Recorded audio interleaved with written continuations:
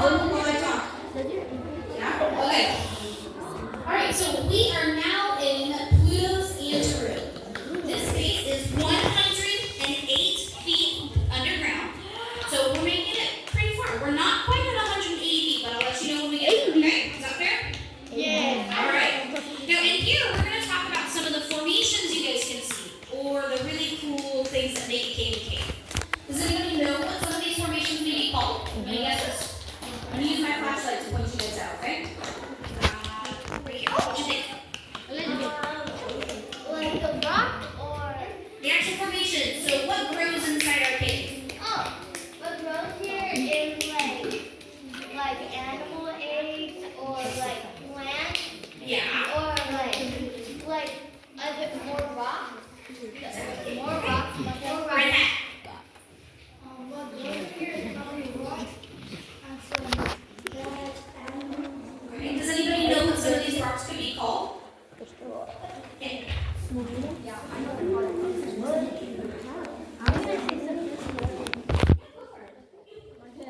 gonna say about like what grows.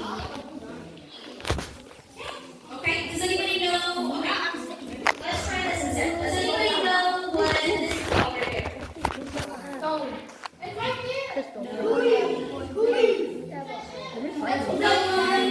It's a stalagmite. Stalagmite. Does anybody know what a stalagmite is? No? Okay. I'll tell you what a stalagmite is then. So a stalagmite is a formation. Up there. Does anybody else know Not bad. what a formation can be called? It can be called a speleothem. It's a really weird word. Alright. Now we also have some other types of formations inside our cavern system that go along with our stalagmites. We have stalactites.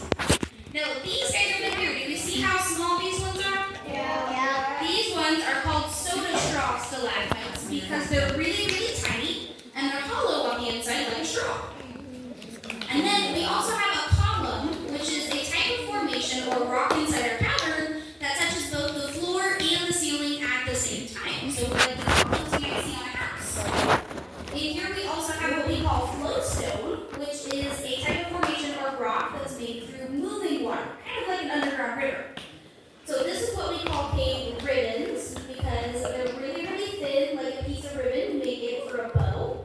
And then we also have our cave curtains, which is a pizza slice looking formation back here. Now, for our formations, the way these guys are made is whenever we have rainwater that moves through the ground kind of like a sponge soaking up all that water.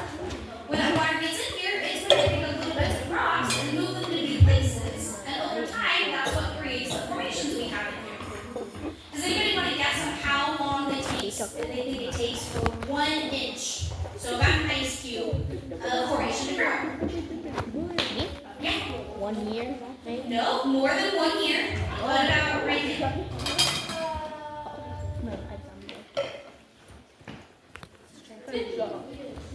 Ooh, more than that. No, more than 10. Probably more than 1,000. Oh, okay, you're closer, but it's actually less than that. And what about, let's see, blue shirt. 9,000. Nope, less than 9,000. You guys are thinking too big now. Huh?